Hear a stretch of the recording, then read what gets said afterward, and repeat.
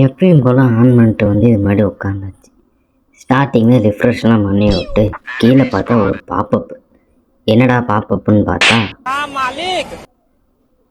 Update. நம்ம கை சும்மா இருக்குமா, பண்ணி முடிச்சிட்டேன்.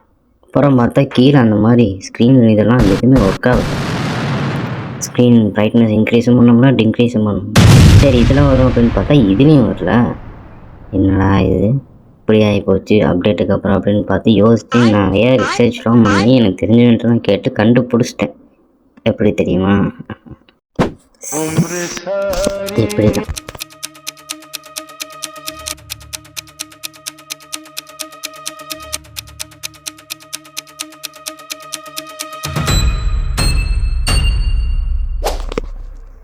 அதை எப்படி நம்ம முடிக்கிறதுன்னு இப்போ நம்ம பார்ப்போம். எப்படின்னு பார்த்தீங்கன்னா, நம்ம விண்டோஸ் கீட்டில் வந்துட்டு ரைட் கிளிக் பண்ணிட்டு மேலே வந்தீங்கன்னா ஒரு பாப்பப்பில் உங்களுக்கு இதெல்லாம் ஓப்பன் ஆகும். அதில் டிவைஸ் மேனேஜர் கிளிக் பண்ணி உள்ளே போங்க. டிவைஸ் மேனேஜர் கிளிக் பண்ணி உள்ளே போனோடனே பார்த்தீங்கன்னா ஒரு நிறையா இதெல்லாம் காட்டும். நல்லா பெரிய ஸ்க்ரீன் ஆக்கிக்கலாம். இதில் பார்த்தீங்கன்னா மானிட்டர்னு ஒரு ஆப்ஷன் இருக்குது பார்த்தீங்களா, இங்கே கீழே அது மானிட்டர்ஸ்ன்னு இருக்கும். அதில் வந்து ஒரு ஆப்ஷன் தான் இருக்கும். அதில் வந்து டிசபிள் பண்ணுங்கள். ஃபஸ்ட்டு டிசபிள் பண்ணிட்டு எஸ் கொடுத்துருங்க. இந்த மாதிரி பாப்பப் வரும், எஸ் கொடுத்து டிசபிள் பண்ணிட்டு மறுபடியும் அதை இன்னபிள் பண்ணிக்கோங்க. எப்படி டிசபிள் பண்ணிங்கன்னா அதே மாதிரி இன்னபிள் பண்ணிவிட்டு மேலே பார்த்தீங்கன்னா டிஸ்பிளே அடாப்டர்ஸ்னு சொல்லி ஒன்று இருக்கும்.